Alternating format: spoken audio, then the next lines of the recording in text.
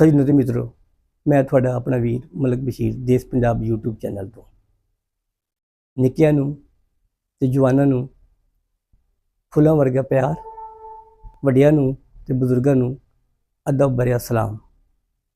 सज्जनों, अज social media की खबर चल रही है इमरान खान के बारे, तो वो खबर फिर देखो।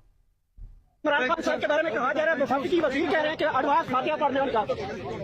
ये किस बेवकूफ ने कहा? ये हनीफ अब्बासी ने कहा है कि एडवांस फातिहा पढ़ ले पाकिस्तान तरीके इंसाफ की बानी। निजाम का फातिहा पढ़ो, इस निजाम का हनीफ अब्बासी तुम्हारी फातिहा पढ़ेंगे, फिक्र नहीं करो।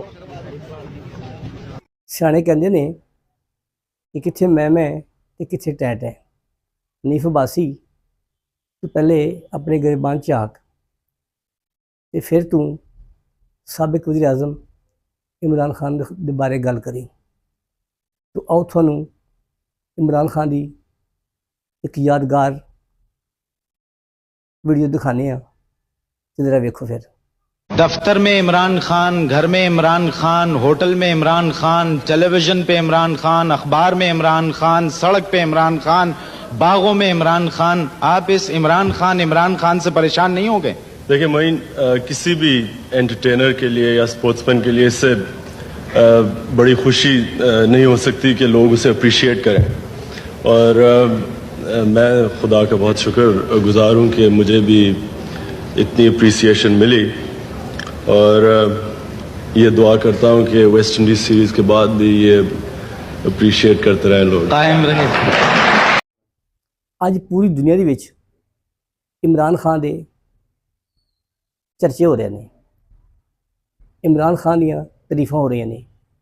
इमरान खान ने पाकिस्तान दे विच सारा सिस्टम ओपन करता है तो लोगों को शऊर देता है, यक नाबुदो व यक नस्तईन।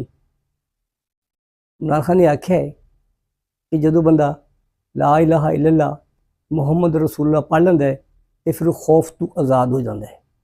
इमरान खान ने अज हकीकी आज़ादी, हकीकी जमहूरीयत, अदले की आज़ादी ते आम आदमी नूं गुलामी दे विचों कढ़ के आज़ादी की फिजा दे विच साह लैण दा शौर दिता है। ते अज अडियाला जेल दे विच बैठे होए आ इमरान खान पूरे तमाद है उन्होंने अपने राबते। जो इमरान खान ने जेल तो बाहर कदम रखा तो सारा सिस्टम फलाप हो जाना वा। इस वास्ते सुहेल अफरीदी ने आख्या है